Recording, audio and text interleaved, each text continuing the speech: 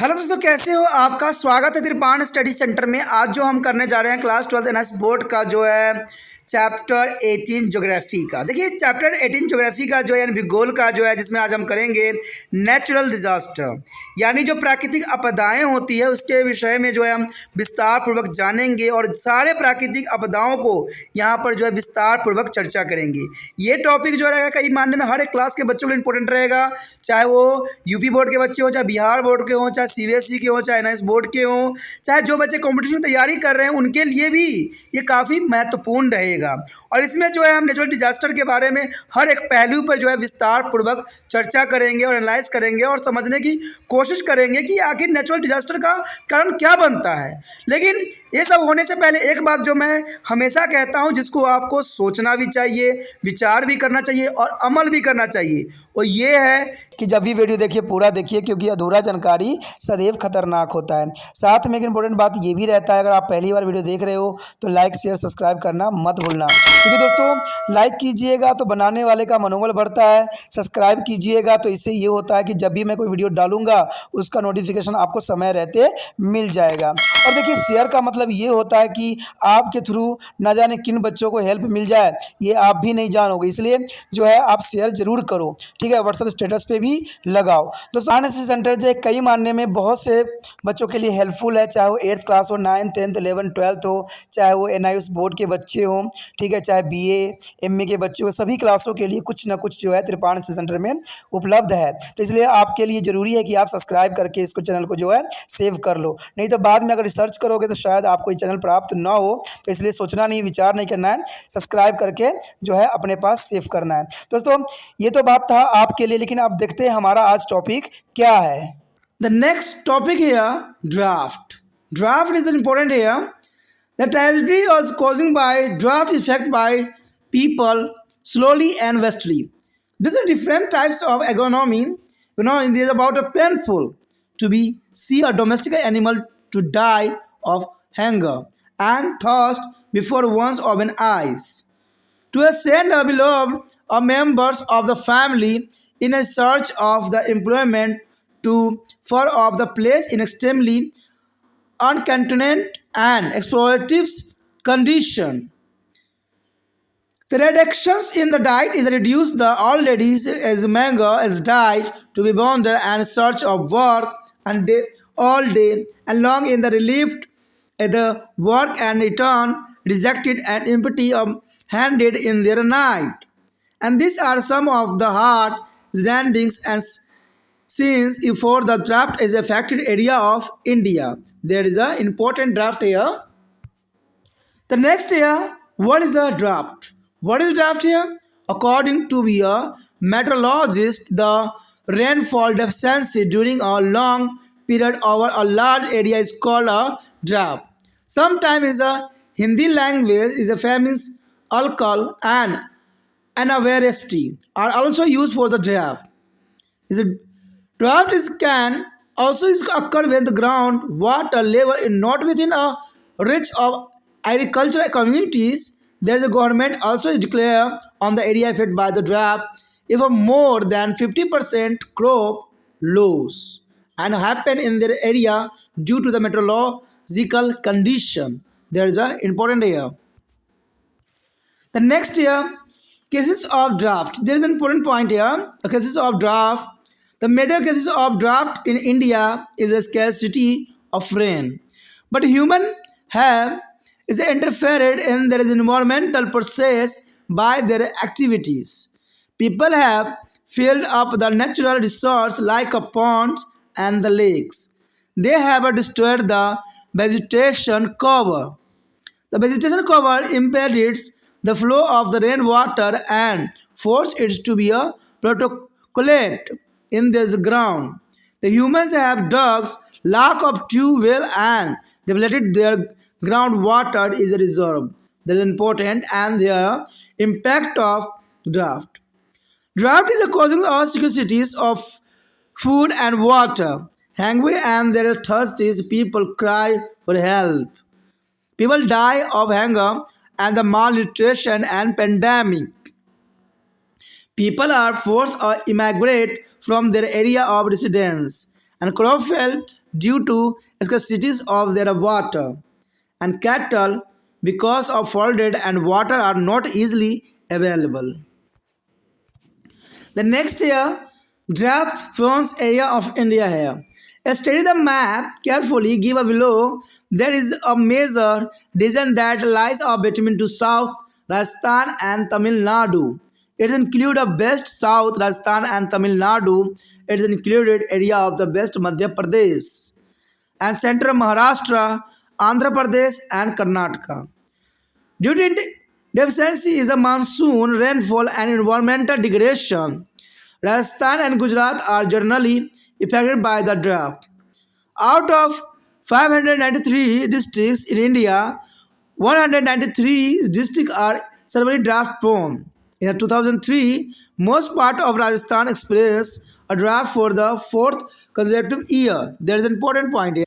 Here show the map. There is the most important drought area in India. Drought prone area in India. There is the most important. You know that the maximum area as a drought prone area in India. There is Rajasthan, Maharashtra, Gujarat, Bihar, and Uttar Pradesh is, and there is a Bengal's side, Karnataka. There is the most important drought prone area in India. There is a most in the map. The next here measures of the crop with the drought. There is an important point here. The first here, suitable farming method for the arid of area. Suitable farming method for an arid area. By adopting the following method, it is possible to mitigate the intensity of drought. The method are producing of the choruses and harre is a careless, and the conservation of the soil moisture by deep plugging, storing water behind a small dam, collecting water in a pond and tank, and use of sprinkler for irrigations.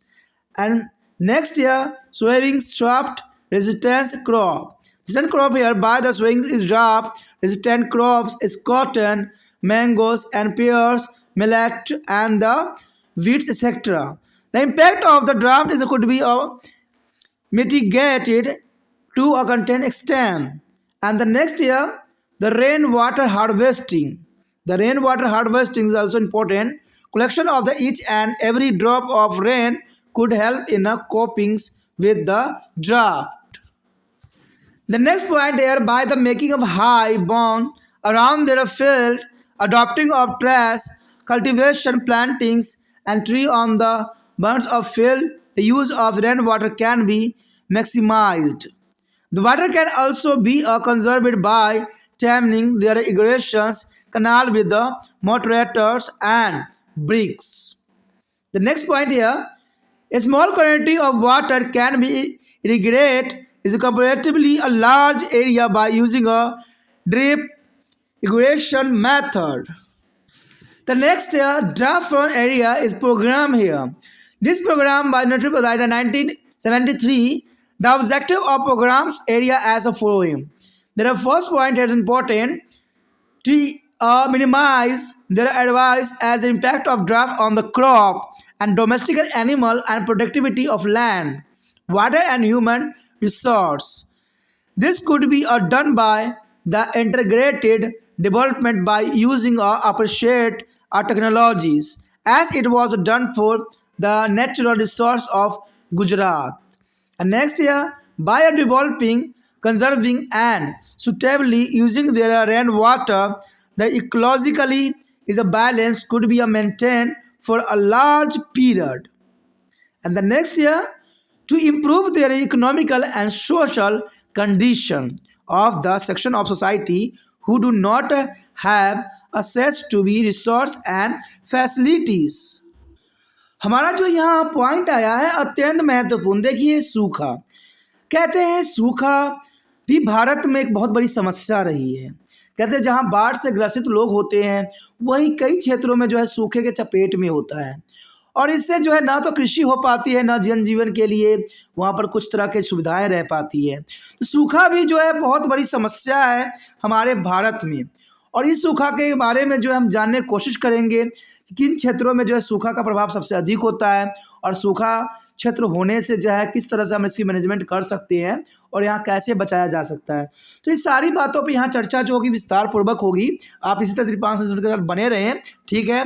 तो यही यहाँ पर बात बताया गया है। और साथ में एक बात और भी रहती है कि जितना हो सके जो है वीडियो को पूरा देखने की कोशिश कीजिए, क्योंकि वीडियो जब तक पूरा देखिएगा नहीं आपको समझ नहीं आएगा कि आखिर हुआ क्या यहाँ।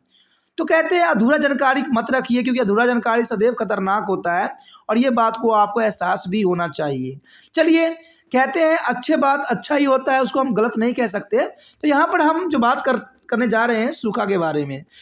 सूखा जो है काफ़ी महत्वपूर्ण रखता है भारत के लिए, क्योंकि भारत के आधे से अधिक क्षेत्र में जो है सूखा का प्रकोप जो है हर साल देखने को मिलता है। कहते हैं सूखे की त्रासदी जो है मानव को धीरे धीरे, यानी सूखा जो है मानव को धीरे धीरे एक विशाल से प्रभावित करती है और ये एक अलग सा दर्द है पर बहुत ही कष्टकारक है। कहते हैं सूखा के त्राही जो है बहुत ही भयंकर और दुखदायी परिस्थिति होती है। अपनी आंखों के सामने अपने प्यारे पालतू पशु को भूख प्यास से तड़प कर मरते हुए देखना, बेहद अनिश्चय और शोषण के हालातों में अपने परिजनों को सैकड़ों मील दूर रोजगार की तलाश में भेजना और रूखे सूखे भोजन में भी दिनों के दिन काटने होते जाना, राहत कार्य पर दिन भर भटकना और रात की जो है निराश लौटने से सब दर्दनाक दृश्य होती है।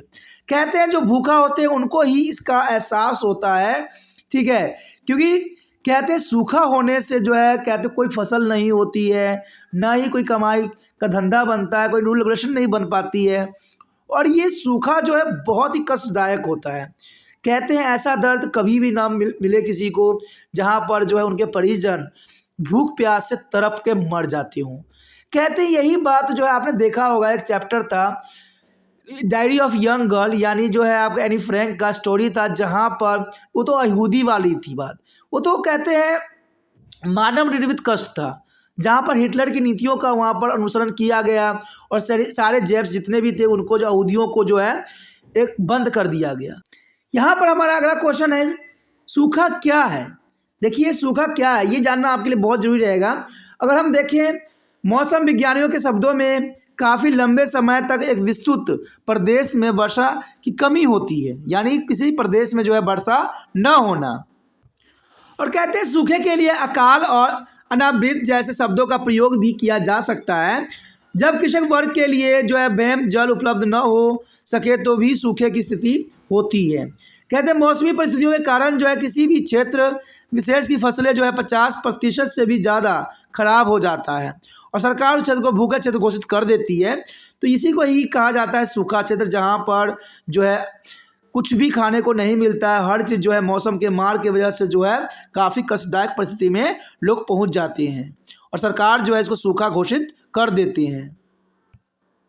अब देखिए सूखा के कारण क्या होता है, सूखे का कारण क्या बनता है, ये भी इंपॉर्टेंट बात है।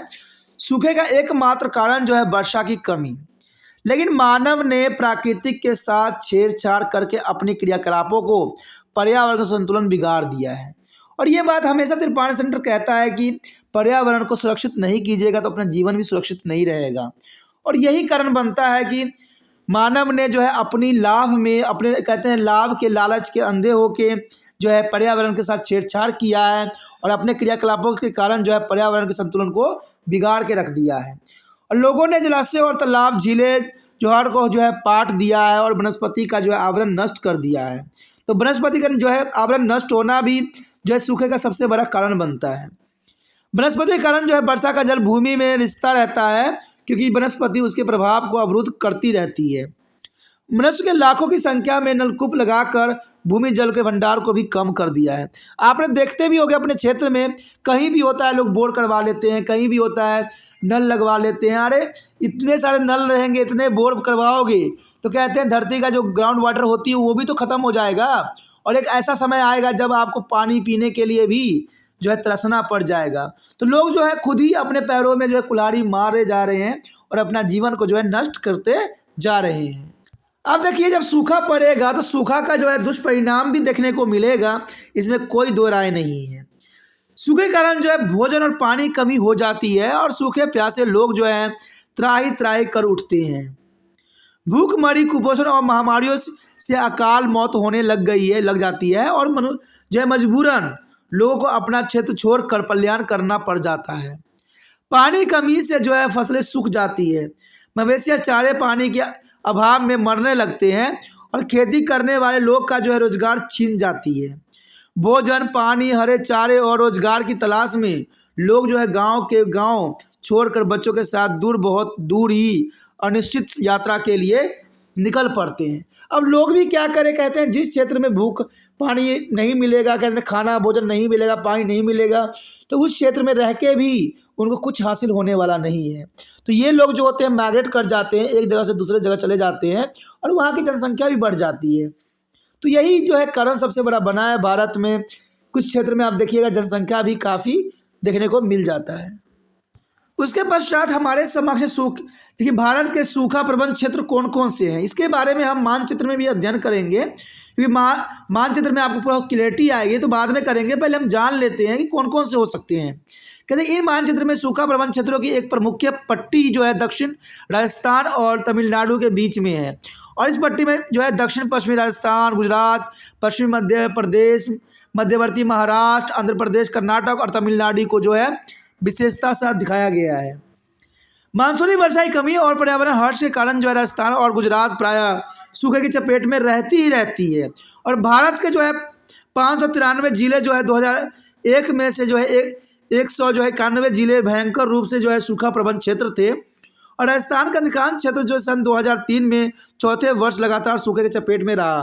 तो ये कहा जा सकता है कि भारत में देखा जाए तो काफ़ी क्षेत्र जो है सूखे के चपेट में रहता है। यहाँ पर मानचित्र में आप देख सकोगे काफ़ी महत्वपूर्ण दिखाया कि भारत में सूखा प्रबंध क्षेत्र कौन कौन से हैं, और आप देखोगे तो मैक्सिमम क्षेत्र जो है अगर देखा जाए तो गुजरात जो है सूखे के चपेट में हर साल रहती है, और गुजरात सूखे के साथ जो है राजस्थान भी आपको नज़र आ रहा होगा, और महाराष्ट्र में भी इसका प्रभाव देखने को मिल रहा है। और देखा जाए तो बिहार के कुछ क्षेत्र भी हैं, तो कुछ जो है मध्य प्रदेश के भी दिख रहे होंगे, और उत्तर प्रदेश के साथ कुछ क्षेत्र और भी हैं जो यहाँ पर ये दिखने को मिल रहे हैं। तो देखा जाए तो सबसे अधिक प्रभावित अगर होता है सूखे से तो वो होता है गुजरात साइड, और महाराष्ट्र के क्षेत्र जो होते हैं काफ़ी हद तक जो होते हैं सूखे से ग्रसित होते हैं। तो ये मैप भी आपको संकेतिक के रूप में दिखाया गया है जो कि काफ़ी ज़रूरी है, और इससे जो है आप भली भांति समझ गए होंगे। इवन अगर आप देखोगे जम्मू कश्मीर के साइड भी तो आपको वहाँ भी दिखेंगे कि वो भी बाढ़ जो है सूखे के चपेट में रहता है, यानी ये बाढ़ क्षेत्र जो होते हैं सूखे के चपेट में रह जाते हैं। तो ये काफ़ी महत्वपूर्ण है कि सूखे के चपेट में जो है कहते हैं जम्मू कश्मीर के साइड भी है, तो ये काफ़ी महत्वपूर्ण है कि हर क्षेत्र जो है सूखे के चपेट में रहता है, जो कि काफ़ी महत्वपूर्ण यहाँ पर बात आता है। अब देखिए यहाँ पर जो है सूखे से निपटने के कुछ उपाय दर्शाए गए हैं जिसको जानना जरूरी है।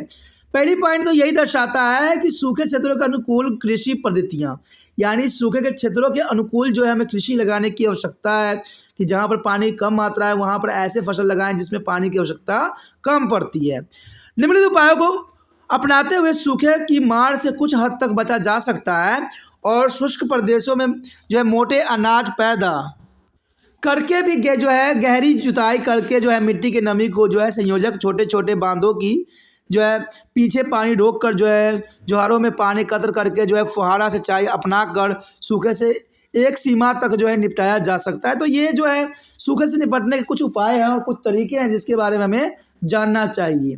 कहते हैं सूखा सहन करने वाली फसलें भी यहाँ पर बेकार हो जाती है, यानी कपास, मूंग, बाजरा, गेहूं आदि जो है सूखे को सहन करने वाली फसलें हैं जो बेकार सूखे के प्रभाव को कुछ कम किया जा सकता है। तो ये सब चीज़ें जो है बहुत काफ़ी महत्वपूर्ण है जिसको अपनाना चाहिए। कहते हैं वर्षा जल संग्रह करना भी काफ़ी महत्वपूर्ण रहता है। वर्षा की एक एक बूंद को जो है संग्रहित करके सूखे से निपटा जा सकता है, जो कि काफ़ी महत्वपूर्ण बात यहाँ पर आया है।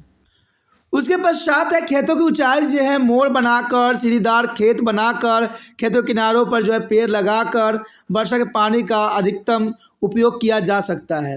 कहते सिंचाई की नहरों को जो है पक्का करके पानी को संरक्षित किया जा सकता है, जो कि बहुत काफ़ी महत्वपूर्ण है। और सबसे महत्वपूर्ण है टपकन विधि अपनाने से जो है थोड़ी पानी से अधिक क्षेत्र की सिंचाई की जा सकती है। तो ये सारे पद्धति अपना के जो है कई हद तक जो है हम सूखे के चपेट से बच सकते हैं। उसके पश्चात हमारे समक्ष है सूखा प्रबंध क्षेत्र कार्यक्रम। देखिए सूखा प्रबंध क्षेत्र जो है कार्यक्रम बहुत से बनाए गए हैं। देखा जाए तो एक कार्यक्रम जो है 1973 में शुरू किया गया था, यानी यह कार्यक्रम देखा जाए तो 1973 में। देखिए ये काफ़ी महत्वपूर्ण होता है समय अवधि, क्योंकि इसी के रिगार्डिंग जो है यूपीएससी एग्जाम में भी क्वेश्चन पूछे जाते हैं। इस कार्यक्रम के निम्नलिखित उद्देश्य थे। पहला उद्देश्य तो यही था कि फसलों, मवेशियों, भूमि की जो उत्पादकता और जल और मानव संसाधनों पर जो है सूखे के प्रतिकूल प्रभावों को कम करना। जिस तरह से गुजरात क्षेत्र के जो है प्राकृतिक संसाधनों के प्रबंधित विकास के लिए उपयुक्त प्रौद्योगिकी का प्रयोग किया गया है, वैसे करके अन्य भागों में सूखे के प्रभाव को कम किया जा सकता है। तो ये सूखा प्रबंधन क्षेत्र के कुछ कार्यक्रम बनाए गए हैं जो कि काफ़ी महत्वपूर्ण है। उसके पश्चात है वर्षा जल का विकास, संरक्षण और समुचित उपयोग करके लंबे समय तक जो है पारिस्थितिक संतुलन बनाए रखा जा सकता है, जो काफ़ी महत्वपूर्ण है। उसके बाद देखा जाए तो संसाधनों के अभाव से ग्रस्त और सुविधाओं से वंचित समाज की आर्थिक और सामाजिक स्थिति सुधारना भी महत्वपूर्ण होता है, यानी सामाजिक स्थिति सुधारना भी जरूरी होता है। अगर हम बॉक्स को देखें तो इसमें काफ़ी महत्वपूर्ण बात को दर्शाया गया है कि काफ़ी लंबे समय तक एक विस्तृत प्रदेश में वर्षा न होने को ही सूखा कहा जाता है, और इसका सबसे बड़ा प्रभाव देखने को मिलता है राजस्थान, गुजरात राज्यों में, उसके अन्य राज्यों से अधिक सूखा पड़ता है, जो कि काफ़ी महत्वपूर्ण बात यहाँ दर्शाया गया है। और दोस्तों इसी के साथ हमारा ये टॉपिक भी खत्म हो जाता है, जो काफ़ी महत्वपूर्ण था सूखे के ऊपर, जिसको आपको अच्छे से समझना चाहिए, अच्छे से विचार करना चाहिए, और जितना हो सके इस वीडियो को जो दूसरे बच्चे तक पहुँचाने में आपने तिरपान स्टडी सेंटर का हेल्प करना है। और इसके लिए आपको कुछ भी नहीं करना है, लिंक को कॉपी करना है यूट्यूब से और व्हाट्सएप से पे लगा देना है। जिन बच्चों को देखना है वो देखेंगे, जिनको नहीं देखना है नहीं देखेंगे। आपने अपना कार्य किया, हमने अपना कार्य किया। अगर पहली बार वीडियो देख रहे थे तो चैनल को सब्सक्राइब करके अपने मोबाइल में सेव कर लीजिए, ठीक है। अगर सेव नहीं कीजिएगा, बाद में कोई टॉपिक अगर आप रिसर्च कीजिएगा तो आपको दूर दूर तक तिरपान सेंटर नज़र नहीं आएगा। तो इससे अच्छा है कि चैनल को सब्सक्राइब करके रख लीजिए। जो टॉपिक आपको अच्छा लगता है, जो आपके सिलेबस के अंतर्गत है, उस टॉपिक को जो है आप वीडियो के ऑप्शन में देख सकते हो। अगर उसमें भी आपको नहीं नज़र आता है तो आप के लिए एक सुविधा बनाई गई है प्लेलिस्ट की। प्लेलिस्ट में जो है हर एक वीडियो जो है अपने सिलेबस के अंतर्गत रखी गई है, जहां पर जो सिलेबस के अंतर्गत आपके आता है, जिस क्लास से आप बिलोंग करते हो, उस क्लास की वीडियो को देखिए, समझिए और अच्छे अंक प्राप्त कीजिए।